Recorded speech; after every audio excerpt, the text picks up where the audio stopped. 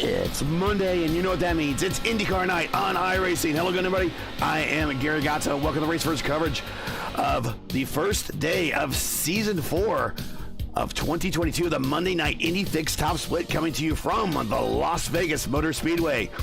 As always, joining me in the booth for expert analysis from the NHR Esports team and the Lionheart IndyCar Series presented by Bud Kicker is Steven Larkamp. Steven, excuse my voice, but let's go ahead and get it out of the way right now. It's the elephant in the room, so it's anytime we come and have a virtual race here at Las Vegas, especially if it's IndyCar.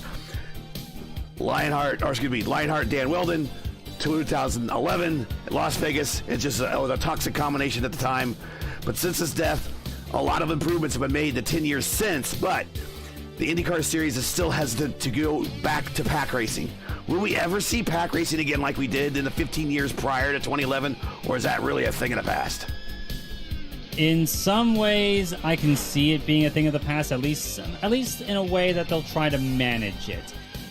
I believe in part the way that the old IR05s and previous chassis before that were able to do that, it was based on their design principles themselves and the fact that they were custom built for oval racing. The IR18 that we race now and the DW12 before it, they were kind of more mixed purpose. They were built more to work well on both oval and road courses, whereas before the old cars were meant to work best on ovals. So the IR18, I think, can probably do that with some of the stuff we've seen here in the virtual world. Of course, we're going to see some pretty close stuff here tonight, but in the real world, I can see them wanting to manage it, at least to a degree, and it's going to be a bit trickier to do to begin with, I think. But I don't think it's going to be entirely die. Some of the races at Texas Motor Speedway in the last few years, and that track has been, in my opinion, butchered. It's like the pack racing you're not going to see there, but the racing is still very, very close stuff. And this, of course, is Las Vegas as it was known in 2011 when that tragic accident occurred. Of course, it still hosts NASCAR racing, and of course, NASCAR is going restrictor plates on the 1.5 miles, which is just ridiculous in my humble opinion, but that's a whole other tirade for another time. But I definitely think it's possible to have pack racing again. It just depends on what the drivers think and what the package will entail. And I think here tonight, we might well get an example of IR18 pack racing in practice. I was out there turning some laps earlier tonight. I think it can be possible if the drivers play it well. Here are all your IndyCar track records you need to know about Las Vegas. The qualifying track record is held by Ari Leyendijk in 1996 with a speed of 226.491 miles per hour. But that was under the older configuration when the track was originally built. It was more of a flat track. And my understanding is also that car is what he had in the race, and he wrecked that car in the race. And my understanding also is that was the car that won the pole position, or at least the track records in Indianapolis. So they had to piece that back together to get it put into the Hall of Fame museum at Indianapolis that you can see right now. On the current configuration of the track records held by Tony Kanaan, set in that 2011 event with a speed of 222.078. And if you don't remember, CART raced here twice in its lifetime, and the CART track record is held by Patrick Carpentier in 2004 with a speed of 206.186, so they really slowed him down for that particular race. The career wins leader here at Las Vegas, someone that you probably would never expect. It's Sebastian Bourdais. He each has 2 wins here. He had a win at each one of those 2 CART races that was here. And just for a side note, our good friend from the Lionheart Series, Richie Hearn, has 1 official IndyCar win here, and he set that back in that 86 or that 96 race that everyone seemed to wreck, and it was just a survival of the fittest, and he was surviving at the end, and he managed to bring his car home for his first and only IndyCar win that weekend. Indeed, Las Vegas has had something of a checkered past, of course, when it comes to open wheel racing, but there have been some very good ones before, and we may well see that here tonight. Of course, Indy Fixed always can be, it always has the potential to be full of drama, full of fast side-by-side stuff, especially here in Top Split, and we're getting ready for a new season of competition, and I think it can be a big round of fun like last season was, and let's see if we can get that tonight. Well, let's go ahead and get tonight's starting lineup out of the way. Take it away. On the pole, Rodrigo Franzoni. He's certainly not lost his qualifying form there. He was the pole sitter last time out at Kansas, but got wrecked on lap 1. Let's see if he can go a little bit further here tonight. And alongside him, the defending series champion, double series champion 2 in a row, Adriano Pinero in the number 1. Row number 2 will be Chris Wilhite in the 2. Alongside him will be the 3 of championship runner-up Mark Murphy, looking to make a Mark won, actually. Oh, Mark actually won it. Yes. Wow, Mark Murphy, the defending season champion. My mistake. I am so sorry about that. Did not keep pace with that. But Murphy did indeed edge out Pinero. He is the defending series champion, and he will start 4th tonight. Row 3, Adriano Fraporti in the number 5 starts 5th. Alongside him will be the 8 of Alexandre Gong. Row number 4, Dakota DeMay in the number 9, and he will be alongside the 7 of Tony Pizarro. Row 5, Alan Morea in the number 21 rounding out your top 10. Peter Kubowski making his return. He won the last season opener at Michigan. Can he go 2 for 2? Matt Houston, the boss man, starts his number 12 machine in 11th, and he'll be alongside the 15 of Aaron McQuarrie. Row 7 will be Bruno Romanzini in the number 20, and he'll be alongside the 10 of Stephen Lee. Row 8, Marcio Baroni's number 14, and he will be starting alongside Cristiano Benavunto in the number 22. Row number 9, Valmore Arnhart in the number 17, and alongside him, Pedro Gomez in the number 16. Norberto Martins will be 19th and number 18, and rounding out the top 20 will be the 23 of DL Lemon. And row number 11, Frank Irwin Jr. is number 19, and he'll be alongside Matthew Mercer in the 13. He's got a lot of work to do. And shotgun on the field, Trey Shadid in the number 4, the only driver to not post a qualifying time, and teammate to Mark Murphy. Can he make it up there and catch up with his teammate? Let's see.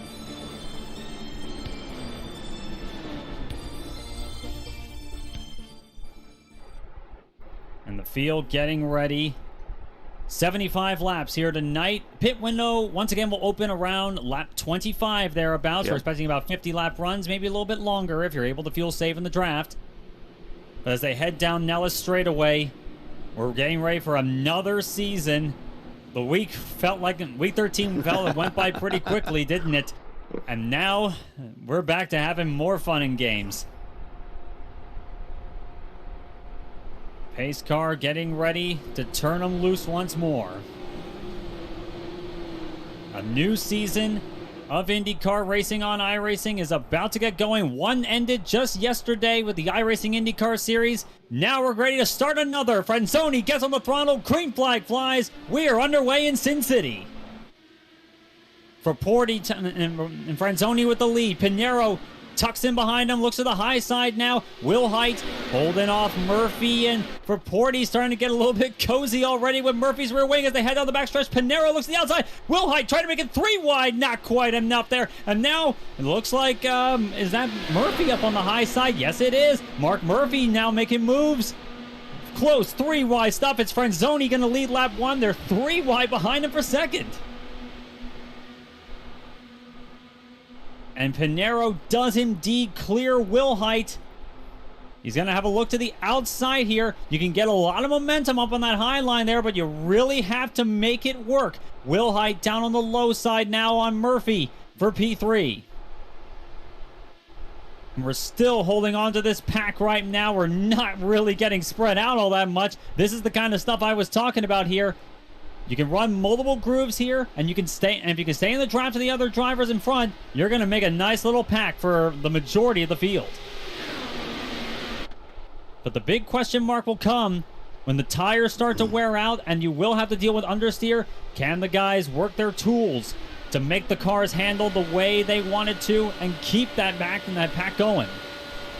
Whoa, Pinheiro now having pressure from Murphy. Murphy down on the low side by side, down the back straightaway. Look at him weave all Pinheiro down that now backstretch. getting the run. Look at this look at this pack here, just staying with each other very, very nicely. Will Height now having a look to the inside of Pinheiro. Murphy did clear him, and now Murphy's leading the charge against Franzoni for the lead. I gotta say, it's great to see Will Height back in the series. Indeed. I personally think we should see him more full-time. And speaking of which, I'm actually going to be running the series full-time, just not in the broadcast races, of course. But I intend to make a full-season run of this. So I'm kind of picking their brains a little bit to see how well the racing's going to go ahead of time. But Mark Murphy, this is the problem that we saw the very last race we ran at Kansas Speedway. And I kind of predicted, I was talking to Gary going into this race, I felt the feeling this race was going to run pretty similar to how Kansas Speedway ran, and it's looking to be so. Yeah. And you can make a run work on the outside if you're fighting for the race lead. We saw that a couple of times at Kansas, but that's going to come later in the run, and you're really going to have to make everything work right.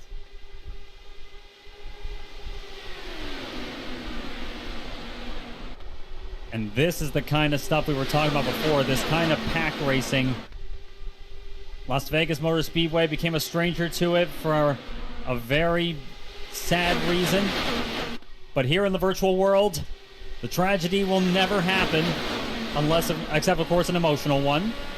But it's going to be... Pinheiro's in the... And it just... Oh my goodness! And we are caution, and we are just running alongside on board Dakota DeMaid, and how he didn't get injured in terms of his car being without any key corners is beyond me, because he ran through that, and we're going to have to go back in time and look that back up again. But what happened? This basically...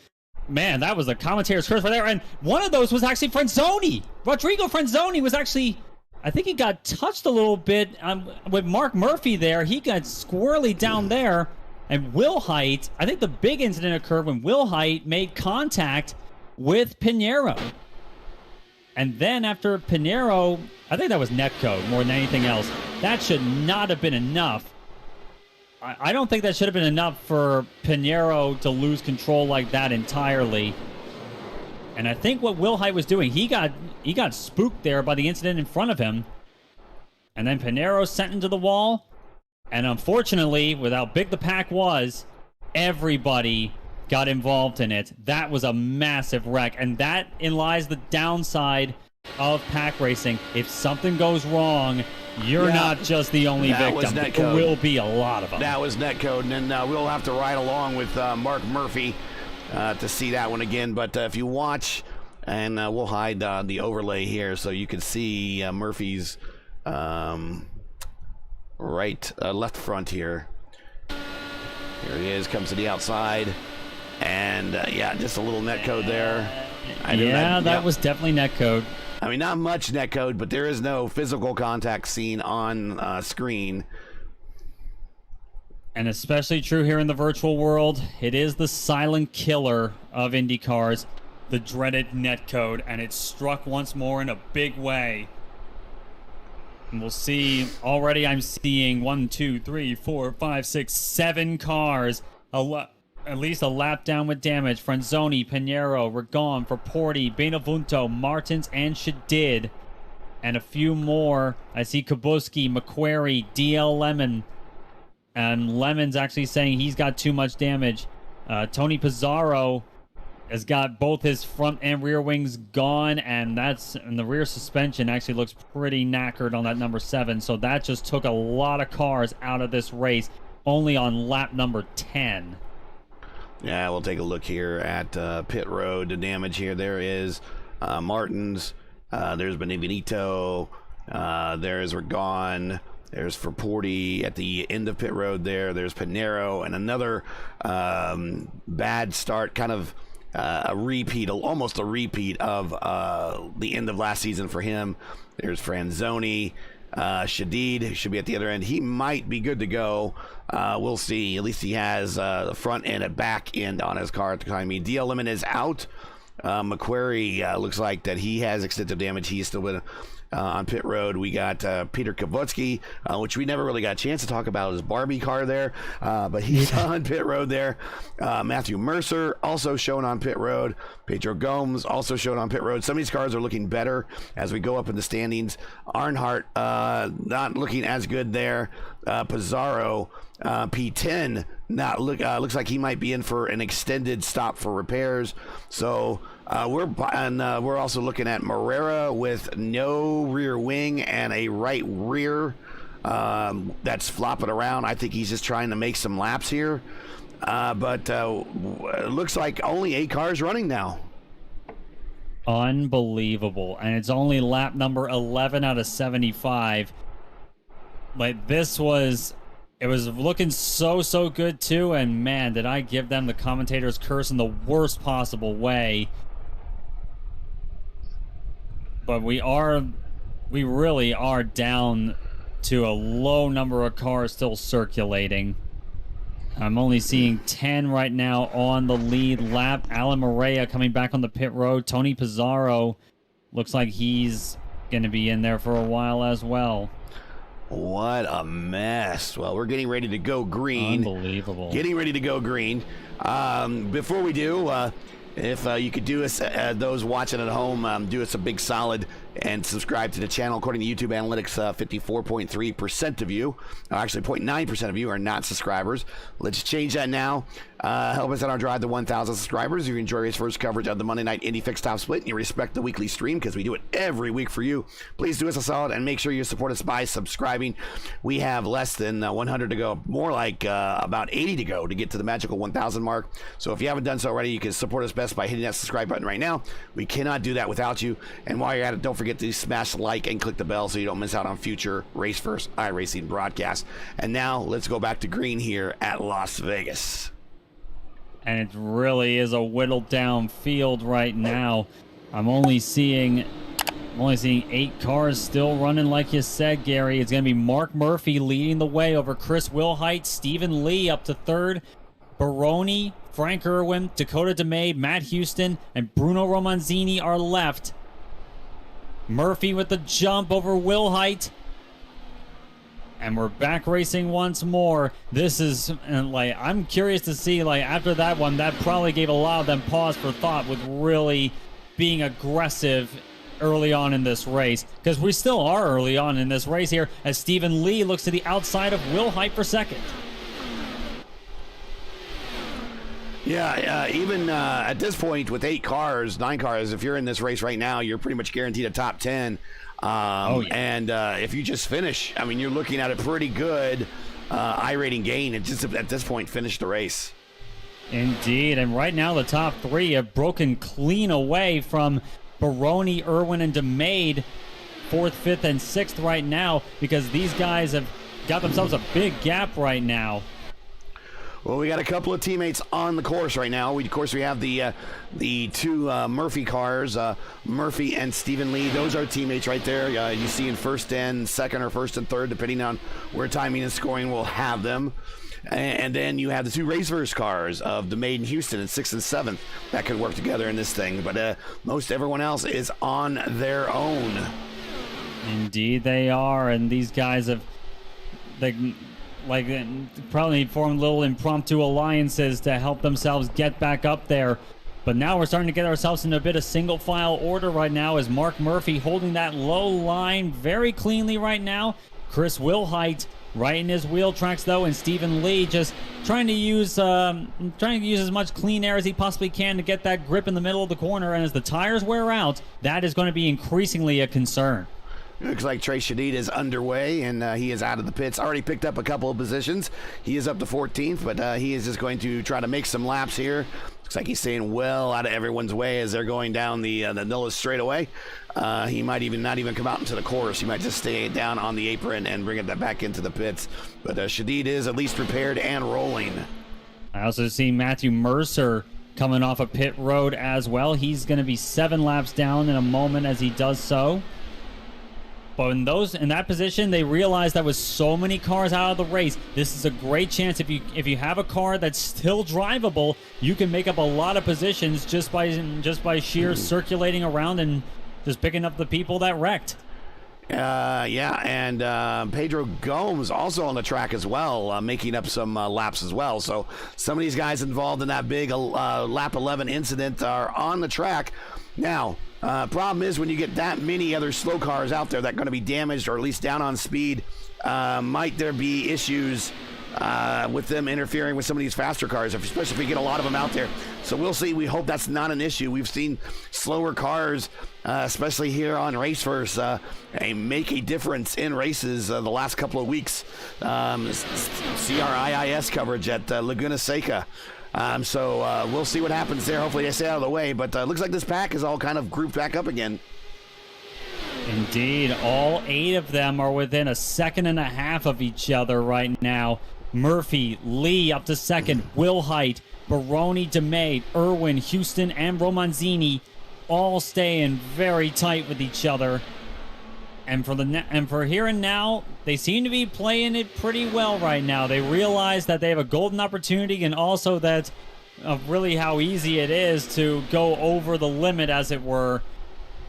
They realize that they have a great opportunity to just score some points, especially for someone like Stephen Lee, who lately I'd say has been kind of down on his luck when it comes to stuff we've shown on the broadcast right now. Stephen Lee seems to be on the short end of the stick for a lot of things, and mostly through no fault of his own. I'm about ready to say, I've not seen very many incidents started by Stephen Lee, but I've seen Stephen Lee picked up in many incidents started by somebody else.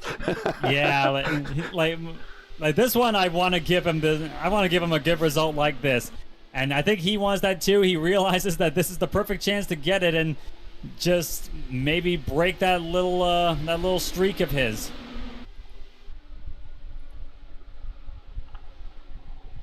And now Lee looking to the high side of Murphy right now.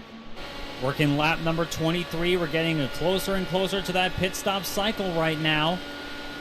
We'll see if anybody comes in early. Those stops at lap 11 or thereabouts, if anyone came in for there, it's still too early. They would have to stop again. Way too early. Yeah, it's still got to happen. And of course, and also the same thing with tires. The guys have 3 sets of tires they use for the race, including the ones they start with. And you can change tires twice. If they've already pitted, they've used one. And Murphy still holding on to the race lead. Lee has been getting some good runs as of late down the back straightaway, but not quite enough to clear him, as now a lot of guys migrating up to the top side. Yeah, Lee's going to give him, being that they do work with each other, Lee's going to give him a lot of leeway, so to speak. Yep. Of course, being teammates, as it were, they're going to try and work this to their advantage there over the likes of Wilhite and Baroni. Yeah, everybody's lined up against the wall going down the back straight. Interesting stuff indeed that they're doing that. Of course, with tire wear being a concern as big as it is, I can see a lot of drivers migrating up to the high side just to give them that wider entry and reduce the wear on the tire. Yeah. Yeah, and give themselves that little bit more grip on exit without really being too hard on them. So it's something I can definitely get behind, especially later on in the going. Willhite getting a bit now of a look run at on Willhite Lee. all over the gearbox of Lee.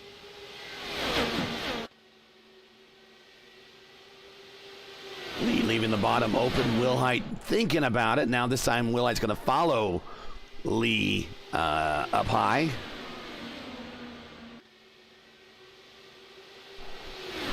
And some would argue that if clean air is the concern, why not look to the middle up there? But that comes with a lot of risks in its own right, and I'm sure at this stage in the race, is not something a driver as wise as Willhite is.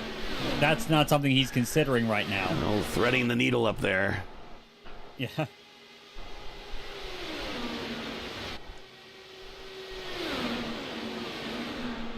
And thanks for joining us. If you are just joining us, this is Race First coverage of the Monday Night Indy Fix Top Split coming to you from Las Vegas Motor Speedway. We've completed 30 of 75 laps. If you're enjoying Race First coverage of tonight's race and would like to monetarily support our commentary team, because we do this for free, make sure you donate via our GoFundMe link in the description for your convenience, so you don't lose track of any of the action. You can donate right now and still listen to our call of the race. All you have to do is right-click on the link in the description, open our GoFundMe page in another tab, and make your donation. And when you're done submitting your donation, close the tab and you'll be right back with us. It's just that easy. Also, this season, we have opened up, if anyone wishes to be Patreons with us, we have 3 different tiers where you can support Race First on an ongoing basis.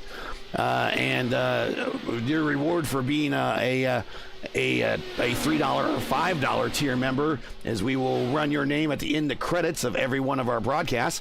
Of course, we, at the height of our broadcasting, we were running once a day for almost a couple of weeks straight. Now with a couple of seasons, leagues that we run, they're in their off seasons right now. We're kind of just doing a couple races a week, but they'll pick back up here shortly when the RIL picks up again and on Wednesdays here when we start getting into December. But right now, we do have Patreon. The link is in the description.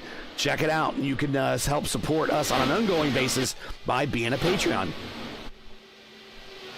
Or by being a patron. Stuff. Yeah, there we go. Yeah, very cool stuff indeed. I think it'd be great for us to give a shout out to those that truly enjoy this sort of thing. Mark Murphy, meanwhile, really enjoying the view up front, I would think. Definitely got the best seat in the house here in Vegas. Stephen Lee still playing very good defense between him and holding back between him and Chris. Let's take a look at what it looks like from Murphy's POV. One of them, the car actually they're closing up on, is Trey Shadid, in fact, in the number 4. Teammate to both first and second place, Mark Murphy and Stephen Lee. So he is going to have to, he's probably going to be told over TeamSpeak or Discord, whichever they use. Stay high. Told, hey, pick a line and we'll avoid you. Yeah, he's staying high, clearly, deliberately staying high. You can see that from our riding along board Murphy here. Lee, ooh, close stuff there with Stephen Lee in particular. There came right down in front of Willhite to avoid Shadid's car. But Lee now, once again, getting himself into that defensive posture with Chris Willhite, and they've given themselves a bit of a gap, this top 3 has, over, now in 4th place, Marcio Baroni's number 14. It's still enough that those guys can catch back up if indeed they find out their adjustments and get themselves working the way they should and getting themselves back up there. As Lee getting a little bit squeamish there, but they can close back up. They just need to figure out the settings and the lines to do it. So it looks like Matt Houston may have possibly been the first to pit early. Yeah, Houston being shown right now lap down. Indeed, he has come on to pit road. He came in at the end of lap 35. banking on not having a caution come out between now and when the leaders come in, which at this stage, and given how they're running right now, I can see his thread of logic there with not as big a pack as we've been running and not many cars, frankly, left in contention right now. I think it's a good assumption, and Houston can do a lot with this.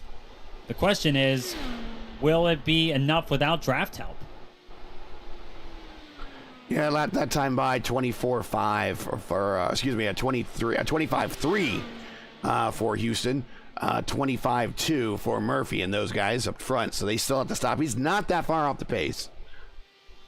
Yep, and Murphy, of course, is somewhat in a similar situation that Houston is right now. He has no aero wash to deal with right now. Mm-hmm. And he's able to take it as easy on the tires and maintain the pace that he can without much obstruction.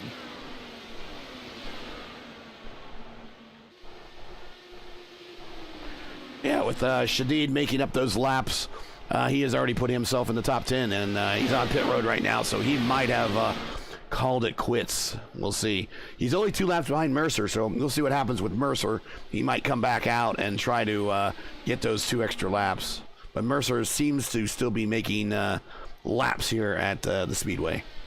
It is still going. He's just left his pit stall there. I think he just came in for regular service.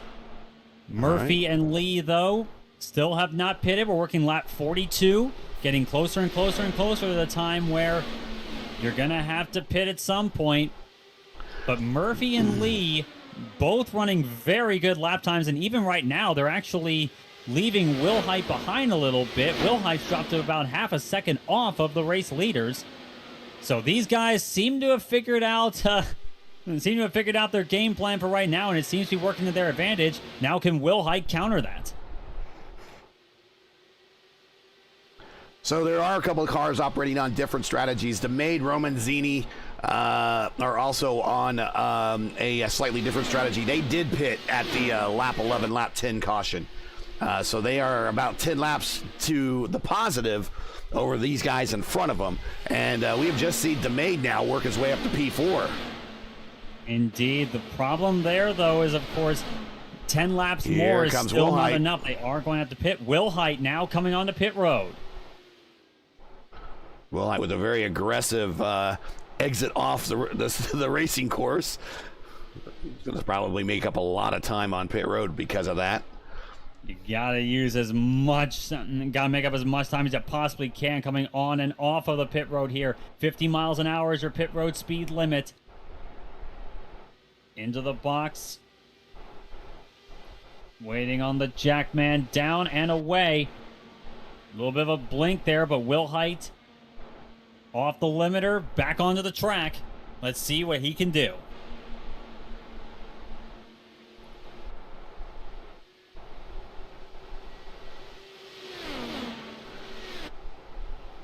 Meanwhile, Murphy and Lee still holding on to that race lead for right now. And DeMade's right there with him. He's within their draft window or draft envelope at the moment. Indeed, he is. Dakota DeMade now making his presence known.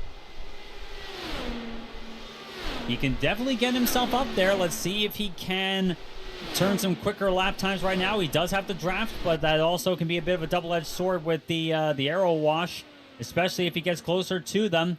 And right now, he seems to be holding station with Murphy and DeMay. He was just a tiny bit slower on that last lap, but he is still holding with them. See if Murphy staying low on the race course. Is he going to come on into the pits? No. Just staying low to defend. Yep, seems to be the line he's been running all stint long is Mark Murphy.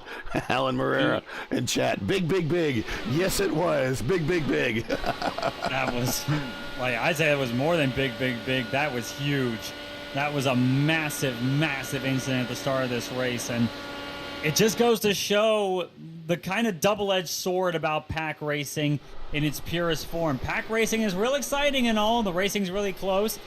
But if something goes wrong, even something minor, Yeah, it's not just you that's going to be feeling the consequences of it. It's possibly everybody behind him. Well, let's go back and look at that wreck. I mean, from Murphy that he's coming onto pit road. All right, let's see. Watch him coming to pit road. If you go back and look at that wreck, and again, I'm losing my voice, so I'm trying everything to do to preserve it. It was pack racing in a sense, but it wasn't like the close pack racing you saw in 2011. No, and of course in this case there weren't 34 cars on the grid. Right.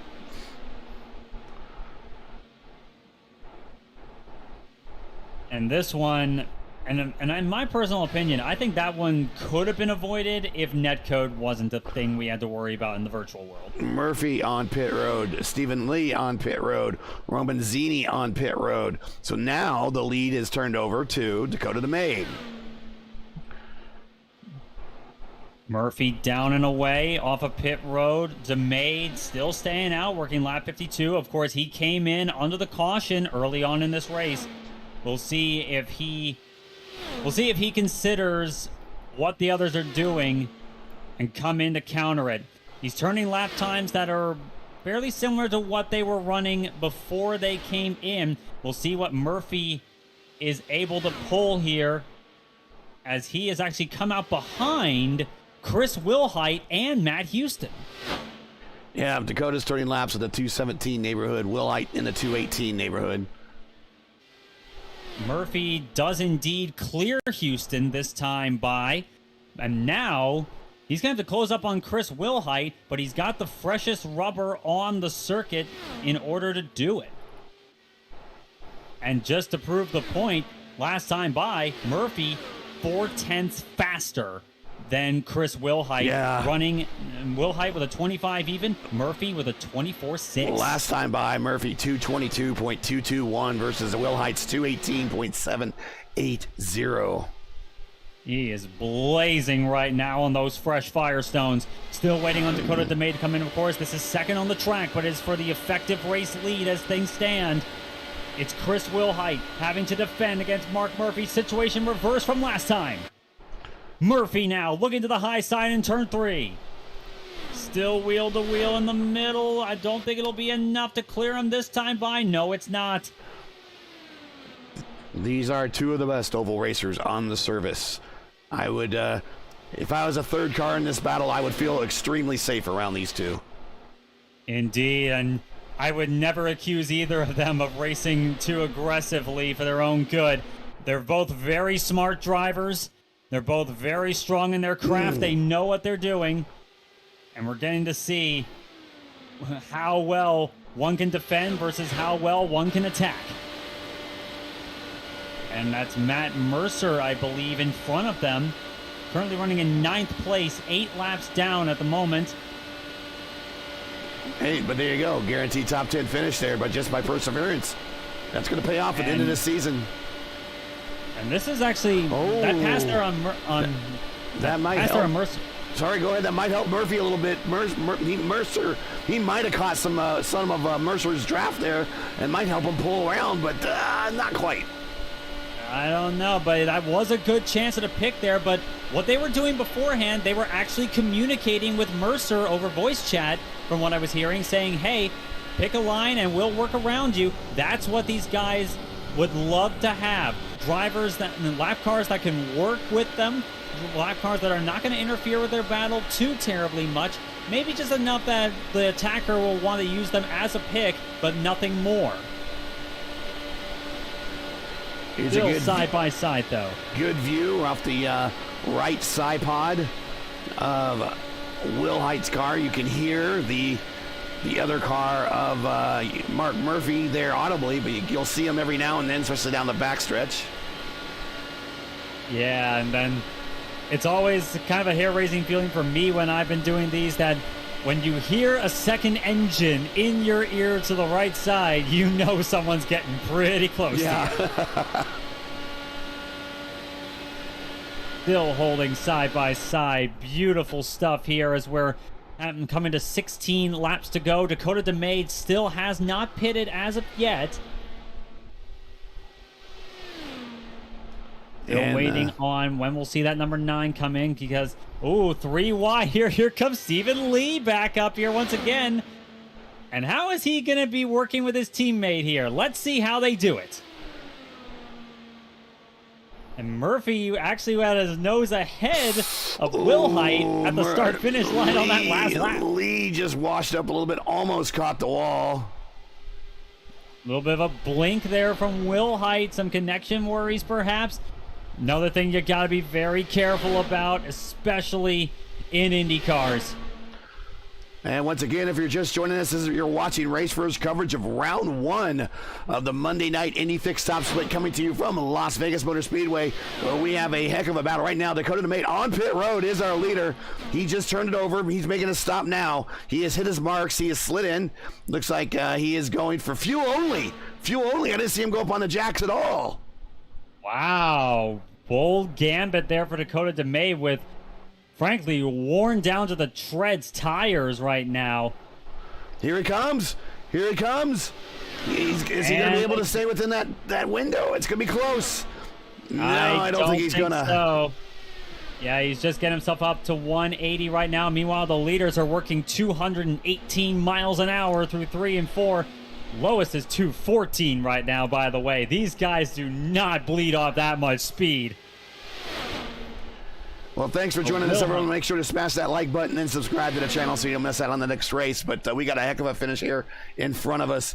Despite the low car count right now, we got a three-way battle for first. Yeah, we started off with a decent field of 23, but that got whittled down pretty quickly with one major incident. The big one did indeed happen, Talladega style, except a bit more hair-raising. But is now Will Height, Murphy, and Stephen Lee. The latter two are teammates, mind you, having a fight with Chris Wilhite right now. Wilhite got the jump on them with a better pit stop. Can Murphy counter that with good racecraft and try and work that high line to his advantage? Yeah, we made mention how hard Wilhite hit pit road, and that is paying off right now, even though not by much, but is paying off the fact that his car has a low line and is commanding this race at the moment. It's all you need, really. That little bit of advantage could be the difference between winning and losing in this kind of racing. You need to have it down to the gnat's eyelashes in terms of how quick you do your pit stops. With a long green flag run like this, that's where races are won or lost. Here's DeMate in Houston for 4th and 5th. Again, teammates. I don't think, unless they start working together, if they can, to run down this lead pack. It's going to be a big ask of them. They're about 3.5 seconds behind the race leader. I'm not too sure if that's going to be enough, especially with DeMate, as we suspect, is not running fresh tires. He pitted for fuel only. So I'm wondering if indeed they're going to have much of a chance. As I'm actually looking at it right now, they have dropped back even more. It's down to 3.6 from 3.3 the previous time. I think these three leaders are going to be battling amongst themselves for the last 7 laps of this race.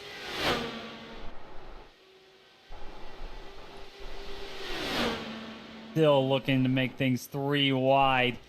It's still amazing that we're able to have this kind of racing, and these three, all very talented drivers, all very skilled in their craft. They know how to work it. We'll see which one of them can make the most of any chances given. Right now it's Wilhite working that low line. That's the line you want to be on. Murphy is going to have to fight this with everything he's got as we're coming to 5 laps to go this time.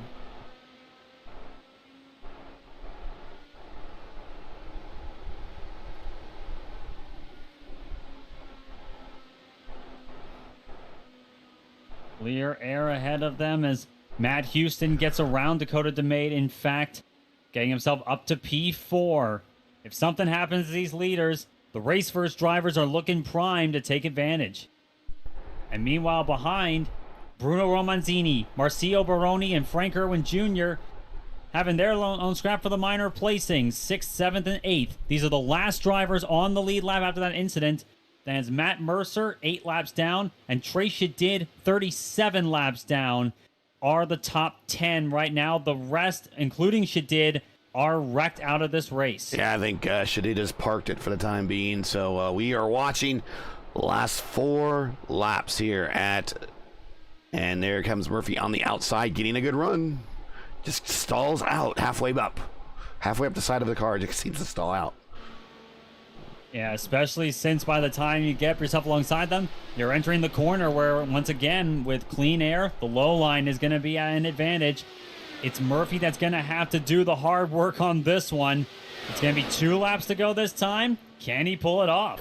So, unlike what we saw at Kansas Speedway with PDF kind of running down on the apron on the main straight, and that allowed the car that passed him in order to get the run on the outside and kind of allow him to pitch down a little bit. We're not seeing that right now, so Murphy's gonna have to look for another way to get around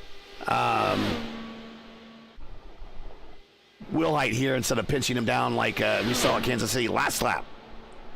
4 1,000ths of a second was the margin at the line. Down the backstretch for the final time now. Will Height still hugging through that bottom. Murphy has the edge going into 3. Can he carry that momentum? Can Lee help him here? Coming to the checkers. Lee to the middle. 3 wide at the stripe. Who's it going to be? It's Mark Murphy. Wow. Murphy won it. Was Will Height out of fuel? I think Will Height might have coughed. It's Mark Murphy and Stephen Lee jumping him right at the stripe. 23 1,000ths of a second at the line. Mark Murphy wins the day. Is Will Height? Well, let's watch it. Yes, he is. I am having a look on the onboard. That car is coughing. He was out of fuel. What a race. Yes, he's coughing going down to the apron. Oh. Yeah, that car was coughing, and unbelievable. Heartbreak for Will Height. He still gets P3, of course, in a 3 wide photo finish, and it's Mark Murphy. I think he may have had the fuel save a tiny bit to get that done, but now, what little fuel is left, probably he's going to be turning some donuts with. And from what Murphy's saying, he's very, and sounds to him like it's a bit tainted by that wreck, which he was a factor in. But he, apologizing over the radio, very good sportsman. No one can deny that about Mark Murphy. And doing a Polish victory lap to boot. And there it is. That is the closest I can get right now to showing you the margin of victory right there. He had about a nose width over his teammate there, Stephen Lee, and then on the bottom, running out of fuel, is Will Height on the apron getting 3rd. So, wow, what a call last lap. And if Will Height is in chat, we do have to ask him what was the fuel situation. Did he fill up all the way, or did he fill up that with what he thought was just enough? Indeed, there's going to be a lot we're going to ask him. I already see Chris Will Height in the interview room. But Murphy burning it down for the race win. I'm sure Will Height's got some venting to do. Let's take a look at the final results real quick before we get to the interview room. Mark Murphy is your winner. Stephen Lee, P2. Chris Will Height. Great finish by all 3 of these guys. Drove an extremely clean race after the excitement of lap 11. Matt Houston, P4. Bruno Romanzini, P5. Mauricio Baroni, P6. Frank Irwin Jr., P7. Dakota DeMade with those used tires finished 8th, all the way back to 8th. Mercer, 9th. He was the last car that was not among the lead lap. Trey Shadid did not finish the race, but did finish in 10th. Gomes, Herrera, Pizarro, Arnhart, and McQuarrie, your top 16. Kaplitsky, Lemon, Martins, Pinero, Rigon, Benevedito, Franzoni, and Fraporti round out the remainder of this 23-car field, most of which finished on pit road.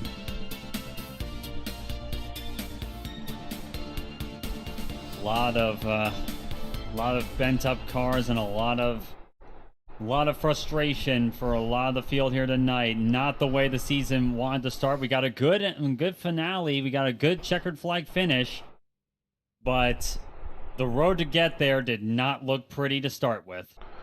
And we will bring Chris Will Height up just a moment.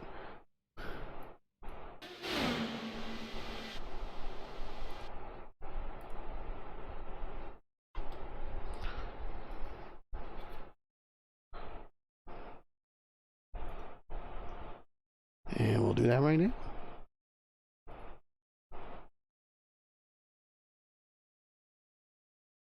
And we'll let Steven take off on this interview since my voice is kind of rough, but I'll let Chris know. Hey, Chris, we got you in the booth. My voice is a little rough again, but we'll let Steven take over the interview. But you'll have to tell us about the fuel situation there at the end. Definitely. Hey, guys. Yeah, so I got very aggressive on my pit strategy. I knew I wasn't going to be able to pass those guys legit, so I was just kind of saving fuel behind them.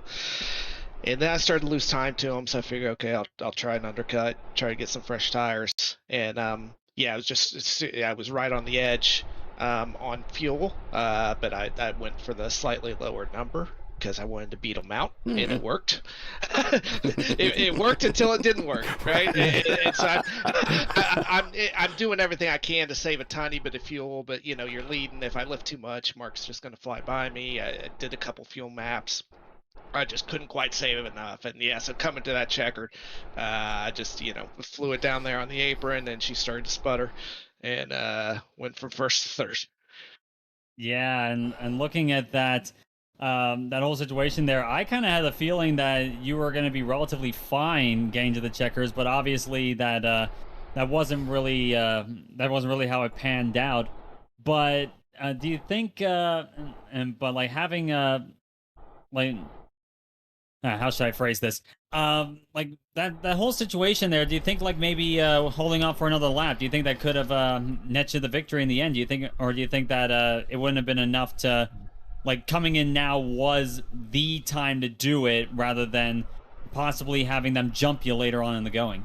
Yeah, I mean, I do think I probably could have waited another lap or so for sure, but I definitely think the undercut paid off, right? So you could see how far I came out ahead of them. So it was the right strategy, just slightly poorly executed on my part. We got so close, but we ended up third, and that's all right. And it was a great race, and I feel really bad about that incident. So it looked like a little bit of net code between Mark and Rodrigo. I believe it was Rodrigo, and he spun down low, and I was down low, so I just moved up a tiny bit on the backstretch and just got into Adriano, and man, that looked like that was a huge accident. So I definitely apologize. I feel bad that incident caused that. Put a little bit of damper in the first race of the season. Yeah, that was actually the point I was going to get to next, that massive incident there. That was just a whole combination of factors, it seemed there, but one of them, particularly with regard to you and Adriano, it seemed to me like it was a bit of netcode. Like you guys did not physically touch there.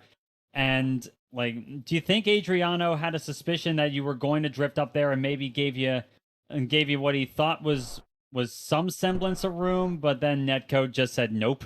Yeah, I feel like it probably was netcode because I really didn't feel anything in my car, but I just looked up in my mirror and it was just chaos behind me. So yeah, I do think he saw Rodrigo spin. He probably moved up a tiny bit, but we ended up just kind of going for the same real estate. And yeah, who knows if we didn't have the netcode, I still may have drifted up into him a tiny bit. You just never know with that. But yeah, and actually Mark, I believe it was Mark's spotter, was saying a big chunk of the field blinked at that same time. I don't know if you guys saw that on your server or not. Did not. Yeah, so it certainly seemed to be a little bit of server issues going on at that point that, again, kind of put a little bit of a damper on it. Real quick, my one question before we let you have the shout outs and everything. Go back to the pit stop. I know you hit pit road very aggressively. We made note of that, so we knew that you were going to try to make a quick stop of this and what you were trying to do.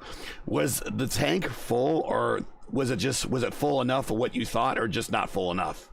I did not need to take a full tank. I put it right. I was right on. They only let us change half-gallon increments, right? And so it told me I needed 7.5 on the nose, so I took 7.5 on the nose. Okay. So I didn't actually fill it up. I could have taken 8. It would have taken a slightly longer pit stop. Probably in hindsight, I still probably would have come out ahead of them. But yeah, those are this, especially in these SOFs, that especially on these 1.5 milers, right? It's a razor thin margin, and those are sometimes the strategy calls that you make, that you try to go for the win, and sometimes it doesn't pay out. Shout outs. It's been a while since we had you here. Yeah. So didn't run the SOFs last season. We'll see. Hopefully make more of them this season. Quick shout out to Indy Alliance Racing, and just a shout out to you guys. Race First. Glad we're still keeping this spot going strong, and looking forward to watching it back. So appreciate everything you guys do, and hope you feel better, Gary. It's been a battle, but thank you very much. Congratulations, despite everything, and man, we're glad to see you back, and hope to see you back for some more. Yep, sounds good. Thanks, guys.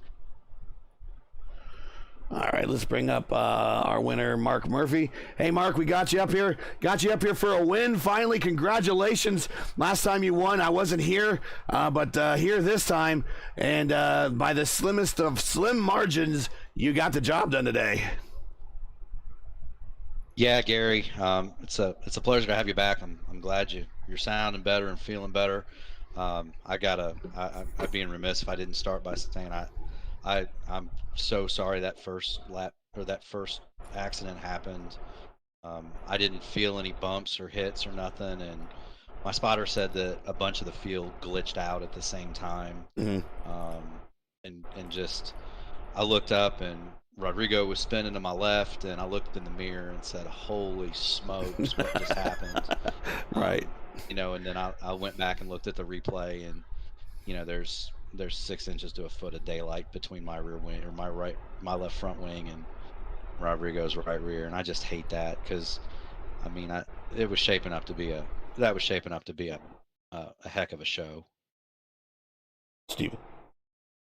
Yeah, and the man, like this was kind of a rough situation, and we did make note that in both your case with Rodrigo and with Will Hype, when we were talking with him, we made note that both of them had netcode as factors. Like you said, I believe I heard you. I believe I even heard you saying on your Polish victory lap out there that you didn't feel any contact, and Will Hype didn't feel it with Pinheiro. So it seemed like that was a major factor there tonight. Do you think that do you think they were maybe going a bit too aggressive with the pack racing this time for it to be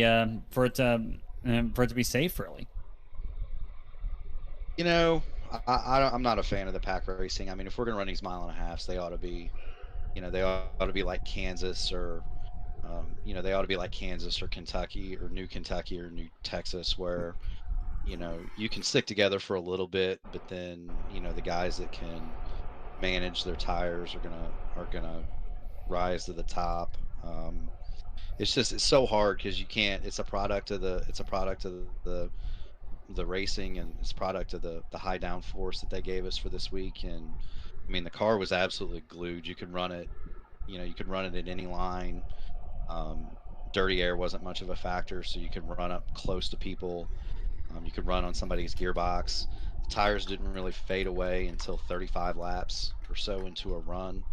And if you were in the top 2 or 3, they never faded. So, if I had to make a suggestion, I mean, absolutely, let's go back to some lower downforce, lower grip stuff, and let us use the tools, and let's get off the top of one another. Because the other part of that is, with the netcode thing, essentially, I mean, we are an IndyCar, we're an IndyCar grafted into a stock car game, and we're going 60 miles an hour faster than those guys.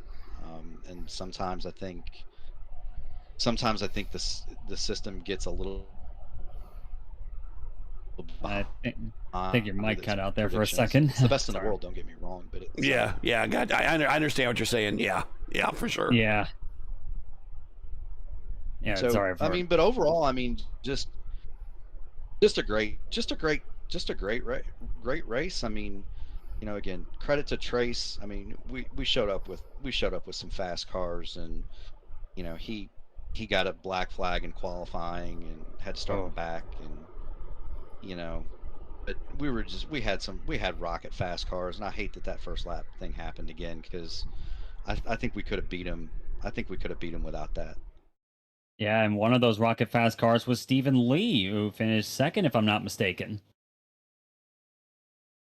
Yeah, so Steven's a good guy. I mean, he works with Trace and I a little bit. He's not part of the team, but he's definitely a part of the communication. Him and his whole deal, and him and Walter Macias and those guys. They talk to us. We talk to them. We share a little bit of information. So those guys are really good, and it's good to see it's good to see Steven run good anyway. I mean, that poor guy I think's been snake bit for the last 2 seasons. We inadvertently called him your teammate. We thought you guys were closer than that, but we did make mention that he had the poorer side of luck more often than not. Yeah, and frankly, in our humble opinion, he didn't deserve the short end of the stick. Like, it's great that he had a run like he had tonight. Yeah, and he's gone through the rite of initiation in top split IndyCar and iRacing, I think, and hopefully he's past that, because that guy's got amazing speed, and he's really smart in a draft, and he understands how to manage the tires and the tools, and it's really good to see him up there. It's really good to have another fast American up there too. Oh yeah, someone to challenge the Brazilian juggernaut. And that's certainly what you have been able to do both last season and this one. You're starting off the season in style. Yeah, if you'd have told me 3 weeks ago that we run on a podium in Kansas, win a championship, take a week off, come back and win out of the box, I wouldn't have believed you. So this whole 2 weeks has been an absolute dream. Well, yeah, Americans finished 1, 2, 3, and 4 in this one. So the Brazilian juggernaut's been at least bested for at least 1 week. But we do need to let you have your shout outs before we let you go here. Shout outs and whatnot to everybody out there, being the defending champion. Go right ahead. Yeah, I mean, this isn't possible without my friends at Black Magic Designs. We're going to race the plucked chicken for a while this year. So that'll be fun. Thanks as always to Trace, of course, for working together and doing all the stuff that he does. The people at home don't see it, but there's hours of practice and testing and practice and test. He did it, and he deserved all the gratitude for that. Hi to mom and at home, especially my dad. He just got back from Israel, and their mom and dad are, I don't know if their bodies know what time zone they're in, but I'm glad they're watching, and I'm glad they're home safe. Shout out to my wife, Natalie. A couple weeks ago was our now you're gonna make me think about it. You better get this right. Well, we've been together for 17 years, so whatever that is. But it was our anniversary. It was our anniversary, 27. So that's awesome. I love Congratulations. her. She's amazing, and you can't do this without an awesome wife to stand behind you. So thank you so much to her. And Gary, Stephen, thank you again for everything you guys do and broadcasting this and supporting us. And it's truly an honor, a pleasure to race for you guys. Well, off to a great start for this season on the road to repeat. Still a long ways to go, so we shall see. But next week is Legacy, Kentucky, and we'll see you there. Yes, sir. Gary, Stephen, 1 week at a time, and y'all have a good night. You got it. Thank you. You too, champ. Go get him. All right. So, wow, what a way to start our 1 year anniversary of covering Indy Fixed here on iRacing. Yeah, full of drama. I would think there's a lot of hurt feelings after this one tonight. And in some ways, it's not the season opener we wanted to see, but results-wise, the finish was fantastic, and the end was worth it. And the winner was well deserved for either one of them. The finish was fantastic. So Las Vegas, like you really took a gamble racing here in any case, and I think it's more fitting given the setting that we're in. But Las Vegas definitely, like, it had a lot of things going for it, and then it went a bit nuts. And now, and then we move on to Kentucky, where it can also be a bit nuts. And that is Legacy, Kentucky, where we don't have the different ends of the racetrack, which might be an interesting race. Woo, yeah, I know. So that is it for tonight. Once again, your podium from Las Vegas is Mark Murphy. He starts off where he kind of finished last season, in the number 1 spot. Stephen Lee with his best finish here on the Monday Night Indy Fix Top Split in a long time. P2, and Chris Wilhite coming back to the series. Almost had the win. Sputtered coming to the end there with not enough fuel, but gets the bottom step of the podium nevertheless. That is your top 3. Join Steven and myself again next week for round 2 of the Monday Night Indy Fix Top Split of season 4 of 22, coming to you from the Legacy Kentucky Speedway. Coverage as always begins around 8:15 p.m. Eastern Time. That's 8:15 p.m. Eastern. You can find everything here on YouTube at youtube.com/racefirst. Hey, we love bringing these races to you, but they are not easy and require time and money and a voice to produce. So because of your generosity and donations, we've been able to bring you the last 4 Indy Fix seasons pretty much free of commercials. If you share our passion for the sport of IndyCar and have enjoyed our coverage of the Monday Night Indy Fix Top Split, please take time to visit our GoFundMe page. The link is in the description, and donate to our season 4 of 22 Monday Night Indy Fix Top Split broadcast fund. We realize times are tough, so any contribution will be greatly appreciated, and we thank you for watching and make us part of your Monday evenings each and every week. Also, we now have Patreon. If you wish to become a patron of Race First, we have 3 different tiers, and you may set up one of those tiers and be a regular contributor to Race First on a monthly basis, money-wise, and we would greatly appreciate you taking a look and considering that as well. So now, as you know, the YouTube algorithm game is not easy, so please help support Race First with the weekly grind and help my voice. Leave a comment below and let us know if you done at tonight's race, and if you enjoyed tonight's coverage, support us by smashing the like in the video, just like this. If you're new, click subscribe, and while you're at it, hit the bell for weekly reminders so you don't miss out on more of Race vs. other iRacing programming, including tomorrow night, Steven and I, the Formula Indy Series, the Race vs. Formula Indy Series, coming to you from Detroit. Yeah, there you go. Yeah, you want some chaotic racing possibly? Well, Detroit's a good place to go. Keep your browsers set here for the most in-depth IndyCar knowledge on all of iRacing. Race First, we know what Indy means. For business inquiries to learn more about Race First and what we do, visit racefirst.com or follow us on Twitter. Here are all of our Twitter handles right at the bottom of the screen. Race First, myself, and Steven. Make sure you add them today. So for Steven Larkamp, everyone at Race First, I'm Gary Gatto saying all good night and thanks for watching. And all of our men and women serving in the military and as first responders, especially after this September 11th weekend. Godspeed, God bless, come home safe, and we have not forgot. Catch us again next week at Legacy Kentucky Speedway for round 2 of season 4 of 2022 of the Monday Night Indy Fix Top Split. Good night.